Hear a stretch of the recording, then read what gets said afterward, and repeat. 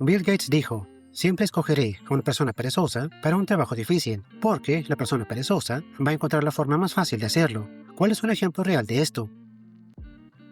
Yo trabajaba en un supermercado como un reponedor. Cuando había que rellenar la nevera con la leche, los empleados abrían los paquetes con 12 cartones de leche y los acomodaban uno por uno. En mi primer día, yo simplemente metí el paquete entero con los 12 cartones de leche directamente en la nevera. Después, con un cúter, corté el plástico del paquete y lo arranqué por debajo. El gerente de la tienda y otro empleado que me estaba capacitando se me quedaron viendo bastante perplejos. Desde ese día, todo el mundo lo hace de esa manera.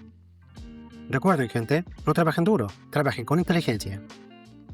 Al inicio del confinamiento, mi hijo de 9 años recibía hojas con tareas escolares a través de correo electrónico. Tenía que hacerlos en casa.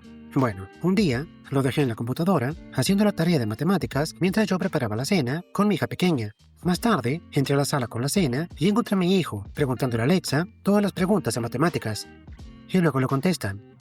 Yo no llamaría eso pereza, sino más bien un uso inteligente de la tecnología disponible. Aprender a usar la tecnología moderna es posiblemente una lección mucho más valiosa que cualquier ecuación matemática en la que estuviera trabajando. Un verano, yo trabajé como un ayudante en un vivero. Una de mis tareas diarias era regar unas 15.000 plantas de manera manual. Bueno, ideé un plan improvisado para construir un sistema de riego y me pasé las siguientes semanas construyéndolo con un poco de dinero que me dio mi jefe. 15 años después, el sistema aún funciona y ahora hace todo el trabajo. Logré automatizar mi trabajo al punto de dejarlo obsoleto y con el tiempo me tuve que buscar otro. Un par de años más tarde, me titulé de ingeniero y ahora estoy convencido de que los ingenieros son naturalmente perezosos y se esfuerzan bastante por simplificar las cosas. Eso es precisamente lo que es de ingeniería. No siendo ingeniero no puedo saberlo, pero si me lo preguntas, suena como una virtud. Una vez, en clase de química, debíamos sostener un termómetro en agua. Debíamos sujetarlo por unos 20 minutos, pero, a los pocos minutos, los brazos se cansan. Sin embargo, no podíamos dejar el termómetro tocar el fondo del recipiente, o la lectura no sería exacta. Entonces, en lugar de aguantarnos y simplemente sujetar el termómetro, mi compañero de laboratorio construyó un aparatejo con cuadernos de laboratorio y unos cuantos clips para poder sujetarlo sin que tocar el fondo. Fue la cosa más estúpida que jamás esperase en una clase de química, pero incluso el maestro se acercó y nos dijo, si parece estúpido y suena estúpido, pero funciona, entonces no es estúpido. Mi compañero de laboratorio y yo hicimos una broma diciendo que no estaba hablando del aparatejo, sino de la inteligencia de mi compañero. Yo una vez tuve un maestro de matemáticas que animaba a los alumnos activamente para que fueran lo más perezosos posibles, definiendo la pereza como una búsqueda constante de hacer el más mínimo esfuerzo. Su lógica era que tal como son las matemáticas ahora, estas siempre podrían simplificarse, y aún así seguir funcionando igual. Solo hacía falta una persona lo bastante perezosa como para encontrar la manera. Y le contestan, mi profesor de matemáticas favorito solía decirme que la mejor solución a un problema es la que uno mismo encuentra. Bastante filosófico para un maestro de matemáticas. Durante un verano, mientras estaba de vuelta en mi ciudad natal, después de la universidad, trabajé como becaria, remunerada, en una gran empresa. Mi trabajo consistía en usar SAP un 95%, es decir, importar datos de Excel, limpiarlos y realizar informes. De vez en cuando, creaba alguna herramienta si a alguien le hacía falta. Bueno, en mis 2 primeras semanas, después de acostumbrarme a mi trabajo, escribí todas las fórmulas que hacían falta para Excel para de esa manera automatizar prácticamente el 99% de mi trabajo. Me lo pasé genial. Pasé de trabajar de 9 a 5 a trabajar como máximo 1 hora al día. Buscaba datos, los importaba, los limpiaba y generaba informes. Todo eso solía llevarme horas, pero con todas las fórmulas de Excel me tomaba únicamente unos minutos y un clic. Después de eso, ayudé a otro becario bastante genial a configurar su equipo para que ambos nos pudiéramos relajar. Podíamos tomarnos almuerzos de hasta 2 horas, pagados por la empresa, y nadie decía nada porque nosotros estábamos haciendo mucho más que los demás becarios. Y claro, cuando me lo pedían, ayudaba con trabajos especiales, pero casi siempre eran trabajos simples en Excel que a lo mucho me tomaban 20 minutos. En general, fue la pasantía más fácil y con menos estrés que he tenido en la vida. A un empleado se le pidió que llevara a la oficina 145 hojas blancas. Como no quería contarlas una por una, simplemente mandó imprimir 145 hojas en blanco y llevó esas. Y le contestan. Bastante inteligente. Utilizó una máquina que, si bien contar hojas no es su función principal, él la utilizó para que hiciera el conteo por él. Es una idea tan poco común que a la mayoría de la gente ni se le hubiera ocurrido. Y aparte, como ventaja adicional, las hojas salen calentitas. me llevó unos 3 meses, pero automaticé completamente un proceso de transferencia de datos para extraerlos, limpiarlos y exportarlos tanto en Excel o PDF para un cliente nuestro. Me acerqué a platicar un rato con la mujer que se encarga de mi cliente y me asigna mis tareas, y me dijo que al mes, con mi trabajo automatizado, ganábamos $40,000. Diablos, ocupo empezar un negocio propio. Y yo ocupo aprender a usar Excel. Claramente, hay mucho dinero ahí. Cuando Carl Friedrich Gauss, seguro que se no se pronuncia, el famoso matemático y físico alemán, estaba en la escuela primaria, más o menos por las fechas de 1784, a su clase le pusieron la tarea de sumar todos los números del 1 al 100. 1 más 2, más 3, más 4, etc. Este ejercicio mantenía la clase callada durante más o menos media hora. Carl, de 7 años, estaba sentado tranquilamente con la respuesta correcta, 5.050, mientras que el resto de la clase apenas estaba empezando. Por tal motivo, su maestro, sorprendido, le preguntó cómo llegó a la respuesta. Él contestó que sumó 1 y 100 y obtuvo 101. Después de eso, sumó 2 y 99 y obtuvo 101. 3 más 98 y también daba 101. Y así consecutivamente. Se dio cuenta que había un patrón de 50 pares de números, donde cada par sumaban 101 y 50 por 101 daba 5.050. Y después le contestan: ojalá tuviera el don de sentir curiosidad por los patrones numéricos. No confío lo suficiente en mi intuición ni las sigo en matemáticas. Bueno, para eso nuestro Dios inventó las calculadoras. Cuando son matemáticas, son muy pocas las personas que realmente confían en sí mismas.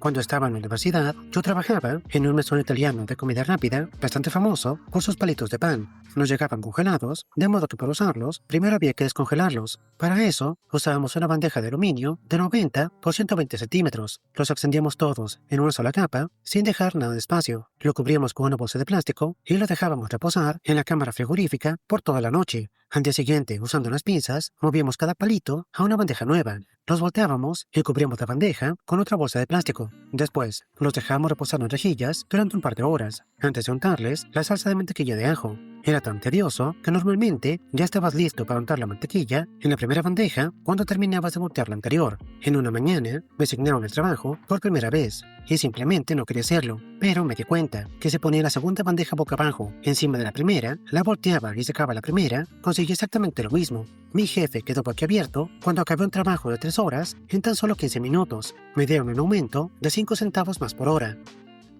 Ah, sí, 5 centavos, libras. Me parece lo correcto por ahorrar 3 horas de trabajo al día. Y por cierto, en un trabajo promedio, eso equivale a $104 americanos. Si me hace falta pedir direcciones, no voy a preguntarle a un tipo con un solo diente. Voy a preguntarle al tipo con solo una pierna, porque te aseguro que él sabe el camino más corto. Y si hay un atajo, el tipo de una pierna lo conoce. Y aparte les apuesto que tampoco salta bardas. Los relojes digitales los conecto exactamente a la medianoche. De esa manera ya están configurados. Yo me conozco lo mejor. A la medianoche apaga el fusible principal de la casa. De esa manera se apagan todos los aparatos. Cenar directamente de la olla para tener un plato menos que lavar. Culpable, lo hago casi a diario. En esta familia, yo me encargo de la cocina. Y si puedo hacer algo para ahorrarme un plato que lavar, lo hago. Y no me pregunten cuándo fue la última vez que lavé mi taza de café. En una empresa antigua, había una persona dedicada únicamente a introducir datos. Su trabajo, básicamente, consistía en copiar y pegar fragmentos de datos y archivos de texto en una hoja de cálculo y darles formato para crear un informe. Bueno, la persona que originalmente hacía el trabajo le dedicaba unas 40 horas semanales, pero no tenía mucha experiencia en informática. Al jubilarse, la empresa contrató a alguien que sí tenía experiencia. Esta nueva empleada convenció a la gerencia de que la dejaran trabajar remotamente una vez se acostumbró al puesto. Ya estando en su casa, esta empleada le dedicó una semana a automatizar todo el trabajo. Trabajó en la empresa por años y todo ese tiempo hacía lo que ella quería, exceptuando unos 15 o 10 minutos semanales, durante los cuales corría su programa y contestaba lo que otro correo electrónico. Todo esto mientras cobraba un salario completo con todas las prestaciones. De hecho, de vez en cuando, cometí un par de errores adrede para que pareciera más realista.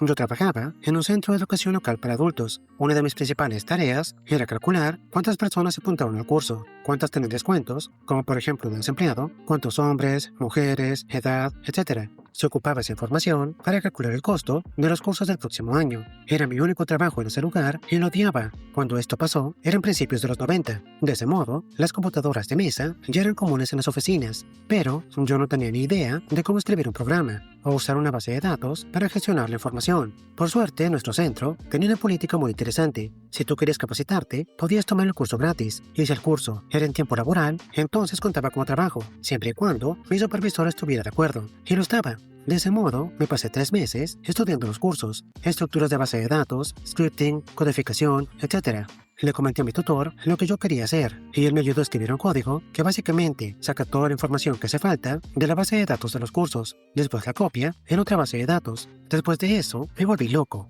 y escribí un código que era una completa locura. Implementé escenarios de ¿qué pasaría si? Por obra de los filtros. Al final, mi trabajo, que me tomaba 6 horas al día, podía hacerlo en tan solo 15 minutos. Es decir, antes de esto, me tardaba por ejemplo 1 hora en juntar todos los datos para saber cuántas mujeres sin trabajo hacen falta para que los costos de este curso sean iguales. En aquel entonces lo tenía todo. ¿Me estás diciendo que ahora ocupas los datos de cuántas mujeres extranjeras, discapacitadas, solteras, de entre 80 y 90 años vamos a ocupar admitir en los próximos 2 años para que el curso de odontología se mantenga activo?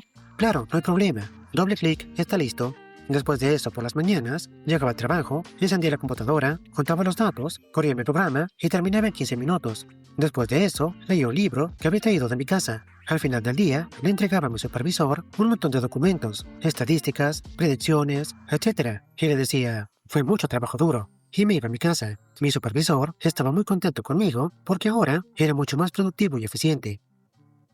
Cuando estaba en la universidad, durante el verano, tenía un trabajo recibiendo mercancías para un fabricante de aviones. Cada vez que llegaba una pieza, la abríamos y todos los datos con los que venía eran puestos en una terminal. Era un proceso muy tedioso, pero, por suerte, descubrí que el teclado de la terminal tenía atajos configurables, de modo que los usé, y configuré varios de ellos para que se encarguen de la información repetitiva, de tal modo que introducía un artículo solo ocupaba presionar 6 teclas. A mi compañero y a mí nos ahorró horas del día, las cuales pasábamos bromeando entre nosotros o con otros empleados del almacén y con el personal de otras plantas. En el trabajo, yo automatizo cosas todo el tiempo para hacer más fáciles tareas diarias. Escribo manuales con capturas de pantalla y flechas que indican dónde hacer clic o dónde completar cada campo. Cuando escribo un manual, doy por hecho que el que lo está leyendo es un completo ignorante. De tal modo, cuando los clientes llaman con las mismas preguntas, simplemente los mando al manual en línea que creé. No hace falta volver a escribirlo por correo electrónico, ni explicarlo de nuevo por teléfono. Y le contestan, esto es perfecto. Tengo una amiga que, digamos, es un poco lenta para encontrar las cosas en un programa nuevo de su computadora. Las capturas de pantalla con el puntero exactamente en el lugar correcto son mucho más fáciles que explicarle paso a paso con palabras. Me voy dando cuenta cuántas historias de estas tienen que ver con computadoras. Me arrepiento de no haber estudiado eso. Siento que mi trabajo sería mucho más fácil. En serio, no se imaginan cuánto me cuesta editar estos videos. En la secundaria, un montón de estudiantes solían cruzar el parque para ir a casa o a la escuela. Una parte del camino se adentraba en el bosque, porque era más rápido que subir el sendero principal. En un punto del camino, había que subir una pequeña pero molesta colina. No era nada del otro mundo, pero en subirla tardabas unos 10 segundos. No podías darle la vuelta porque un lado estaba un pequeño acantilado que daba al arroyo, y por el otro estaba cubierto de unos árboles muy densos. Un verano, un grupo de nosotros nos juntamos y decidimos aplanar la colina. Éramos 14 personas y nos tardamos 3 días en hacerlo. Fueron 3 días duros, pero sin duda valió la pena. Nos ahorramos 10 segundos subiendo esa cuesta cada mañana y cada tarde, durante 150 días al año. Y aparte, no fue solo para nosotros, sino que cientos de niños también hacían lo mismo cada día. A veces hay que esforzarse mucho para que en el futuro podamos tomar el camino fácil. Hopper, yo no lo llamaría ser flojo. Todo lo contrario, fue mucho trabajo duro. Cualquier recompensa es bien merecida. 2 palabras. Walkie-talkies. En todos los trabajos que he tenido, esos aparatos, si se usan correctamente, hacen que el día sea mucho menos agotador. Y le contestan, Dios mío, ojalá los tuviéramos. Perdí 20 minutos de mi descanso para el café a las 3 de la mañana intentando llamar a la puerta de la planta, porque está en una zona que casi no tiene cobertura. Ocupaba que me dejaran entrar porque, como un idiota, dejé mi cartera dentro. Y para colmo, ni siquiera me dieron un café. Un día fui invitado a la tradicional cosecha de manzanas en la granja de un amigo. Un día entero de manzanas de niños y llenar la camioneta con manzanas para hacer sidra. Como soy flojo, yo sugerí que hiciéramos el proceso mucho más eficiente poniendo mantas en el suelo. Conseguimos en 2 horas lo que históricamente tomaba un día. Al final ni siquiera llegamos al picnic del almuerzo, de modo que esencialmente eché a perder la recogida de manzanas. De hecho, las manzanas normalmente se cosechan así. Pero recoger manzanas como actividad suele hacerse para caminar por el campo y pasar tiempo con los amigos, de modo que técnicamente estabas en lo correcto, pero en la actividad equivocada. En Australia, un grupo de exploradores descubrieron una montaña más alta que el monte Kosciuszko, la cual se creía era la montaña más alta de Australia. Y para evitar confusiones, al anunciar que descubrieron una nueva montaña, simplemente nombraron a esta Monte Kosciuszko y le cambiaron el nombre a la montaña original. Eso sí es flojera. Y por cierto, no creo que esa palabra se pronuncie así. Creo que lo dejaremos por aquí. Hay muchas más historias, pero casi todas tienen que ver con computadoras y automatizar procesos, así que es un poco repetitivo. En fin, no olviden decirme qué piensan de estos videos. Yo siento que ayudan a variar un poco. Díganme si les gustan e intentaré seguir haciéndolos. Es todo por hoy. Cuídense.